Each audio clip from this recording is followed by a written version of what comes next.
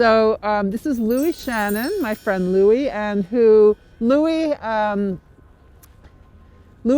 is this amazing person that I met maybe like 4 years ago, I guess, with his brother Jack Shannon, and they had this amazing gallery called Entrance that was in the Lower East Side, and Louis and his brother, two brothers, grew up in Tribeca to artist parents, and you know, I was speaking about New York and how the people left now after COVID Sure. are the people who grew up here and live here and whose parents live here, and that I always feel safe when I'm around kind of like the kids of people that are my people, which is artists. So, and a lot of, you know, the best people that I've met, the best young people I've met kind of have parents who are artists, parents who are interesting, they have the good DNA, and you're one of them. So, but one thing I want to talk to Louis about is that he has this very eccentric kind of organization, I'll call it, that he started with some friends called New Day Motor Club. And I love it because New Day car service in the old days before Uber was like the cheapest car service that you could use. It was in the Lower East Side. And when I had paper, that was our car service, our to-go car service. Are you serious? Yeah. I didn't know that. And you know what we used to call it? We used to call it, because you would call them, and they were completely, they didn't even speak English. They were on Delancey. It was near Delancey car service. There were two of them. One was Delancey car service, one was New Day car service. And they had pretty beat up cars, and they would come pick you up, but it was cheap. So we never had money at paper. But we used to always call them New Day, please hold. Because whenever you would call them, they would never answer the phone, and it was always like a recording. New Day, please hold, and then you would hear music for that, and you'd have to wait like an hour to get a car. But so whenever we said, you know, someone said, oh, do you want me to call New Day, please hold? We would call it that. So that's like a little memory of mine about New Day. But so then Louis has this New Day Motor Club. I'm like, what is that? And he said, well, come on a little jaunt with me. So he comes and picks me up. I live right here in this car that is kind of like an 80s. It was that first car that you had a beach chair in. Oh God. Okay. What kind of car is that? I feel like I had to tell you to be careful getting in because of like the rust line on the side. He had this car that was like, he bought it for like $100, and it was this certain genre. It's a geo-tracker. A geo-tracker. Yeah. A geo-tracker, right. So, and then he said, oh, I have a lot of them because I have this thing called New Day Motor Club. I'm like, what? And meanwhile, this car had like literally a hole in the floor where you could see the street, you know, and he had taken out the seats and put in beach chairs.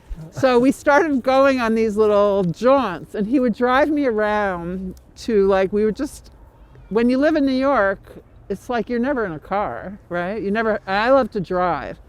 And so and then if you're driving, if you do rent a car or something, you can't look at anything because you have to look at the road. So for me, it was so fun to have Louis drive around. Then he would take me to these crazy places. And we went, what was our first one? I'm trying to remember where we went. But he took me to... We were in the Bronx at one point. We went to he took me to Brooklyn, and he took me to like a crazy laundromat that had a bar in the back. And then he took me to like all the best like crazy stores and places to buy mozzarella. He took me to all these great places. So every so often we would go on these jaunts in his crazy car, and every time it would be a different car. And then I started following him on Instagram, the cars, and I just loved that, and all his friends, and they would buy these cars for so cheap, and then they would just die, and then they would just leave them. Or we'd give them away. Or you'd give them away? Yeah, okay. as much as we could. Yeah. It's pretty so how low. many cars how many members and how many cars? I think at this point... Well, tell me a little how it started. It started when my best friend Ari and I were living in Greenpoint, and 1 block away from where we lived, there was this little yellow geo-tracker that we'd eye every day. Yeah. And turns out it belonged to a mutual friend of ours, and he was trying to get rid of it. He was leaving the country, and it was like, he wanted to get rid of it for, I think it was like $500, $600, all in. Yeah. Ari and I decided to split it. Yeah. As a present for a friend. But it was yellow. Yeah, for that our was friend the first Mariko. car maybe you took me in. Yeah, we split it for our friend Mariko, who's a member of the car Okay. club, and I didn't know how to drive stick shift at the time. So the learning curve was pretty steep, and we bought it before I knew how to drive it. The whole point of the club was that it started, I guess, as a way to see the city differently. And as soon as you put yourself in a car, especially one that you can easily park, New York City goes from being a village to being, a universe. And the possibilities become endless. Like you can decide you want to get dumplings in Flushing, and you're there in 15 minutes if you know how to. But Louis knows where the B2E, dumplings in Flushing are. Oh, sure. So he knows the one place. Like Louis is like this expert person. He knows where everything, like all the weirdest stuff is in New York, in every borough. But we try and we don't make it hard on ourselves, but having a car club that's kind of based in Chinatown and on the Lower East Side, you do have to learn how to park. And having multiple cars parked on the street at any given time means that you spend about 50% of your day shuffling cars around. Yeah. I mean, driving in New York is a whole thing because even when you see a parking space, you don't trust it. Oh, yeah. So I'm like, look, I see a parking space and I'm like, oh, something's wrong with it. You learn, there's an intuition that develops. We kept wanting to, either cars would break down on us or we would, want to try something new. So we started getting other friends into the club and convincing them or offering them cars that we had found. Yeah. And the club grew from, 2, 3 of us. Our friend Phil joined in, and then. And you made T-shirts. Let me see your we T-shirts. make our gear. New Day Motor Club. At this point, we have like 8, 9 members, maybe like 12 to 15 cars in and out at any given time. Okay. And the prereq is you really just have to have a New Day decal on your front windshield. It's pretty easy to get. Okay. But they have to be like styling cars. I mean, it's if you know, you know. If you know, you know. That's like the motto. I love that.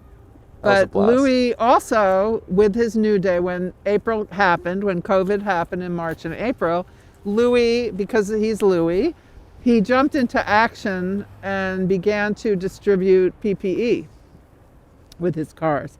So New Day, all the New Day cars were picking up PPE in these places and bringing them to different hospitals. That's what he did every day. So that was a big part of your spring, wasn't it, doing that? I think it was a solid 4 months straight. That's 4 all months, we did. Yeah. And it was like, because they had March these places where people would donate masks. It was mostly masks, right, and gloves at that point. Well, the hospitals were short. The hospitals were short. And the way around it was to deliver directly to nurses because the hospital buying system was not able to keep up with the demand, and they had their own political intentions sometimes that would stop easy access and flow of PPE. So there were all these independent volunteer-based organizations that would distribute directly to nurses who would then bring the PPE with them on their person into hospitals. Yeah.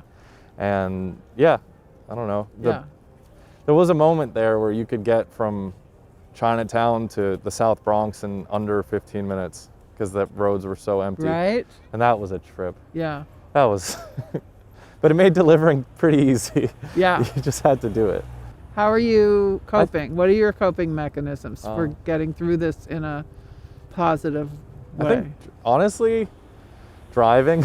Okay. And just staying as active as possible. Like, Yeah. I think that I have a really hard time staying at home. And helping others. I think you really like to help others. You're always first to say, I'll help you. It's a good excuse to be outside to help others. I know, but it's also, you really helped me, I know. Yeah. And you're always asking, how can I help? Can I help? So I think that's an amazing quality that you have. That's very sweet. I think if you lead with that mindset, things start making sense. And especially during COVID, when New York City did kind of partition out into these small villages, the impact that you could have on your neighbor, your metaphorical neighbor or your literal physical neighbor, that was all the difference in the world. And what do you see any silver lining to all this? I think that it's a great focuser. It's the accelerator of your. I think that in crisis, your true nature can come out